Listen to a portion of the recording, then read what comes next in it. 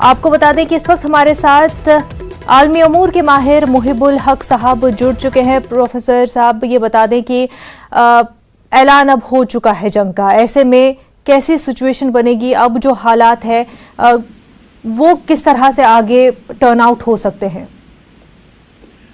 देखिए, ये जो सूरत हाल है इसमें लिमिटेड वॉर तो शुरू हो चुकी है। ये वॉर किस हद तक जाती है ये देखने की जरूरत है। और जाहिर सी बात है, जो यूक्रेन है उसके पास मिलिट्रीली रशिया को चैलेंज करने के लिए या रशिया से फुल फ्लेज वॉर लड़ने की पोजीशन में यूक्रेन नहीं है जी। वो उसकी वजह खास ये है कि नाटो का वो मेंबर नहीं है। नाटो को ज्वाइन करना चाहता था तो नाटो कंट्रीज या United states of America directly उसकी कोई हेल्प नहीं करेंगे जी। और जहां तक रशिया का ताल्लुक है तो रशियन फोर्सेस यूक्रेन के बॉर्डर में दाखिल हो चुकी हैं।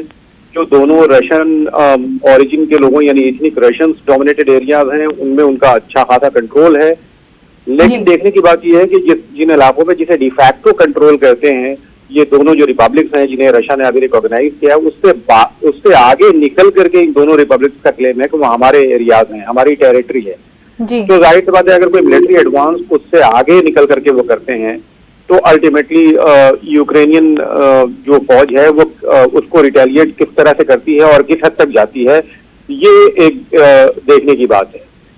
यूक्रेन के पास अब क्या ऑप्शंस रह जाते हैं, क्योंकि पहले से ही ईस्टर्न रीजन में रिबेल्स मौजूद हैं और वहां पर मजबूती से भी वो वहां पर अब रशिया की मदद से और भी हमलावर हो जाते हैं। ऐसे में यूक्रेन के पास अब क्या ऑप्शंस रह जाते हैं इस पूरी सिचुएशन को हैंडल करने के लिए?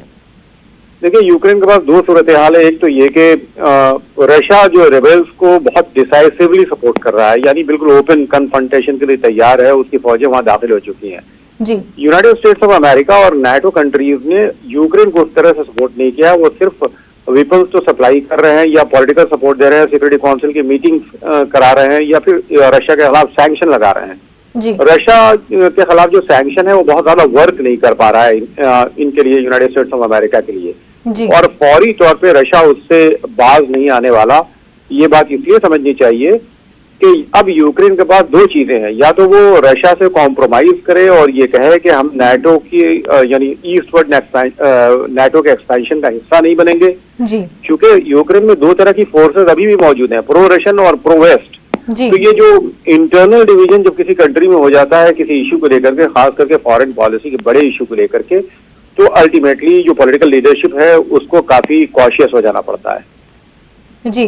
बिल्कुल। और साथ ही ये भी बता दें कि रशिया का ये कहना है कि वो सिर्फ डीमिलिटराइज करने के लिए ये कदम उठा रहे हैं, लेकिन साफ तौर पर उन्होंने जो है एक जंग की शुरुआत तो कर दी है, लेकिन अभी भी जो है क्लियर क्या मोटिव है, क्या इंटेंशन है रशिया का, आगे बढ़ेंगे ईस्टर्न बॉर्डर से या नहीं, ये अभी तक क्लियर नहीं है। देखिए, जो रशिया का इंटेंशन साफ बिल्कुल क्लियर है। रशिया यूक्रेन को एक बफर स्टेट के तौर पे इस्तेमाल करना चाहता है और वो अमेरिका को बतौर खास और नाटो को ये क्लियर कट मैसेज देना चाहता है कि एनफ इज एनफ। आपने तीन रिपब्लिक्स को, जिसे लिथुआनिया, लैटविया और एस्टोनिया को नाटो में शामिल कर लिया, जो पोस्ट सोवियत स्पेस की कंट्रीज थी जी। जॉर्जिया और यूक्रेन को हम नाटो में शामिल नहीं होने देंगे और ईस्टवर्ड एक्सपेंशन की जब भी कदम उठाएगा नाटो तो हम उसी तरह से कन्फ्रंट करेंगे। रशिया उसे अपने लिए सिक्योरिटी के लिए बहुत बड़ा थ्रेट समझता है जी। और जाहिर सी बात है, ऐसी हालत में जब रशिया बहुत डिसाइसिवली एक्ट कर रहा है और नाटो बहुत ही रिलक्टेंट है, आप हमें एक बात याद रखना चाहिए कि अमेरिका के जो एडवेंचरस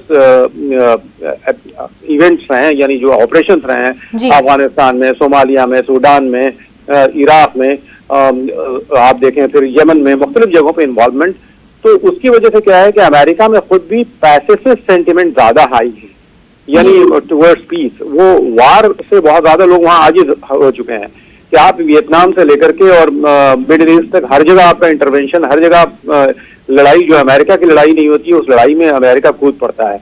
तो ऐसी हालत में और हमें एक बात याद रखनी चाहिए कि रशिया की जो लीडरशिप है उसके ऊपर इतना बड़ा डोमेस्टिक पॉलिटिकल प्रेशर नहीं होता है जितना अमेरिका में होता है, क्योंकि अमेरिका के लोग या फिर पूरी दुनिया अमेरिका के लिए हाई मॉरल स्टैंडर्ड सेट करती है, रशिया के लिए उस तरह का हाई मॉरल स्टैंडर्ड सेट नहीं किया जाता जी। बिल्कुल। प्रोफेसर मुहिबुल हक साहब, आप हमारे साथ बने रहे।